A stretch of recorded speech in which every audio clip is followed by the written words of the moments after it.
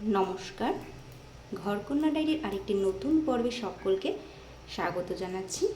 তা আজকে আমি রান্না করব ভেন্ডি, আলু আর সাথে দেব ভুট্টা, কাঁচা ভুট্টা। তা আমি কড়াইয়ে তেল দিয়ে দিলাম। এবারে দিয়ে দেব কুচিয়ে রাখা আদা,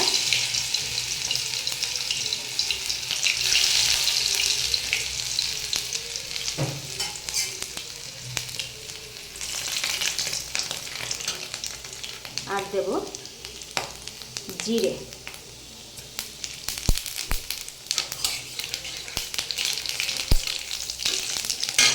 এবারে আমি এখন ওটা লাল লাল করে ভাজা হয়ে গেছে। এবারে আমি ভেন্ডি আর আলুটা দিয়ে দেব।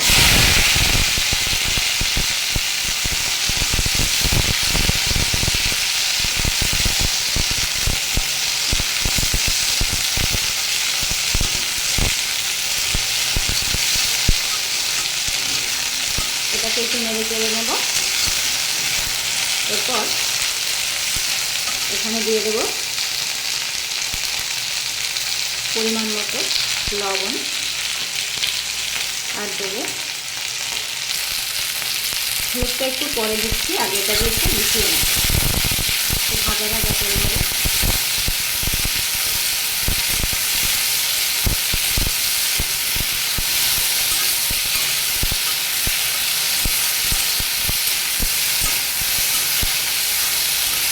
আর আমার রান্নাতে কিন্তু ঝালটা ব্যবহার হয় না বললেই চলে। ঝাল আপনারা আপনাদের পরিমাণ অনুযায়ী দেবেন।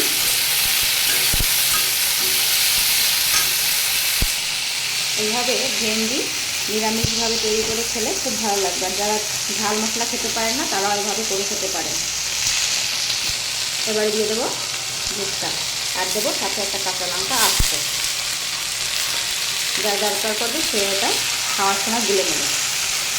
দেখুন ভেন্ডির সাথে ভুট্টাটা দেখতে খুব ভালো লাগতে হবে। এটা যখন রান্নার পরে যখন খেতে বসে যখন মুখে পড়বে খেতে বেশ ভালো লাগবে। আর এই ভুট্টাটা এমনি কাঁচা খেতেও ভালো লাগে।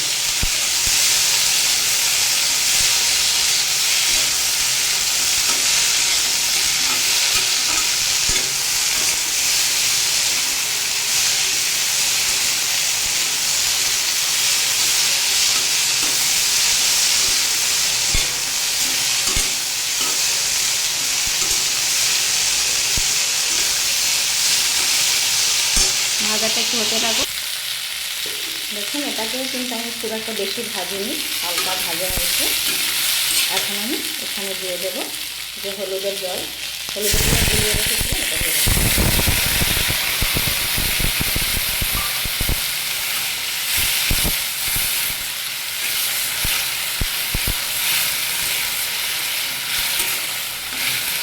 আর একটু জল দেবো। খুব একদম ঝোল ঝোলও করবো না, আবার একদম শুকনাও করবো না, একটু মাখা মাখা করবো। খেতে বেশ ভালো লাগে গরম ভাতের সাথে রাতের বেলা।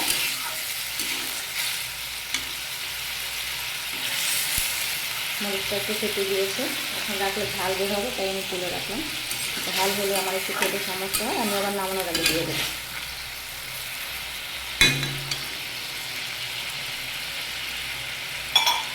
আর একটু জল দিচ্ছি।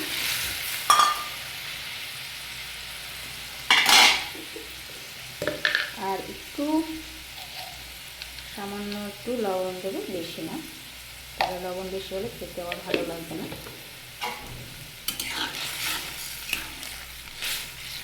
এবারে এটাকে একটু নেড়ে চেড়ে মিশিয়ে দেবো। আর এখানে নিয়ে দেবো, এখানে মশলাটাও কিন্তু আপনারা আপনাদের পরিমাণ অনুযায়ী ব্যবহার করতে পারেন, কিন্তু আমি আমার পরিমাণ অনুযায়ী ব্যবহার করলাম। আমি একটু হালকা মৌরি গুঁড়ো দেবো, আর কিছুই দেবো না। এই যে হালকা একটু মৌরি গুঁড়ো।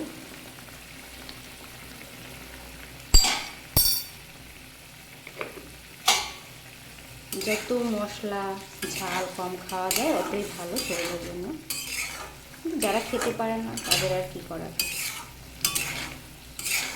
আর যারা অসুস্থ মানুষ তারাও এভাবে করে খাবেন। এখানে সব উপাদানগুলোই পুষ্টি উপাদান, যেমন ভুট্টা, ভেন্ডি, আলু। এখন এটাকে আমি ঢাকা দিয়ে দেবো। এই যে ঢাকাটা দিয়ে দিলাম, এবার এখানে হতে লাগুক এটা। আর এই দেখুন, এই যে এই পাশে স্নেহা থালা বাসন ধোবে আজকে।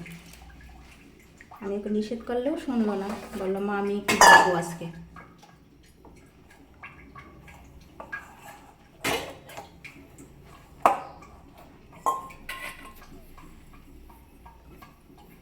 এই যে স্নেহা থালা বাসন মাজতেছে, আমি এদিকে রান্না বসিয়ে দিয়েছি।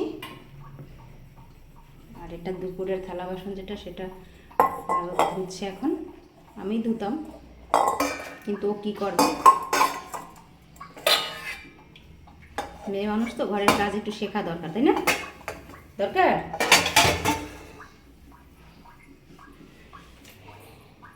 যে কোনো কাজ করতে গেলেই ও করবে, আমি করি। তা স্নেহার থালা বাসন ধোয়া আপনাদের কেমন লাগলো কমেন্ট করে জানাবেন। ও প্রায় সময় থালা বাসন থাকলে একটু ধুতে চায়,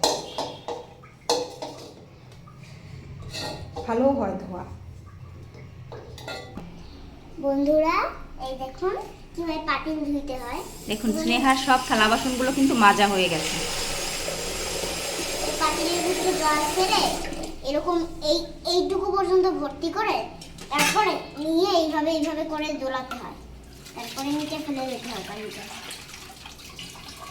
দেখেছেন গাইস? তারপরে এইভাবে কোয়াটা ছেড়ে এভাবে করে পিছন দিকটা ধুয়ে নিতে হয়।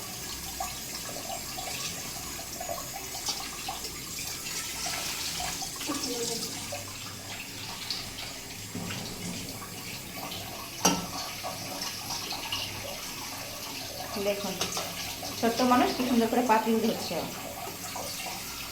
ধোয়া খুবই ভালো হয়। বন্ধুরা কারেন্ট ছিল না, তাই মা ফ্ল্যাশ লাইট জ্বালিয়েছে, এখন কারেন্ট চলে এসেছে বন্ধুরা। তাই আমি দেখলাম এদিকে আরো আসতেছিল, আমাদের কথা বলতে ধোয়া দেখানো যায় না। বন্ধুরা দেখুন এইভাবে পাতিলটা ধরে আমার পাতিল ধোয়া শেষ।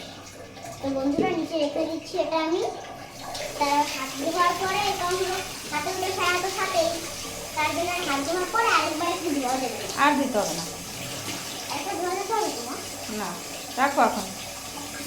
দেখুন এখন স্নেহা থালা বাসনগুলো ধুয়ে নিচ্ছে।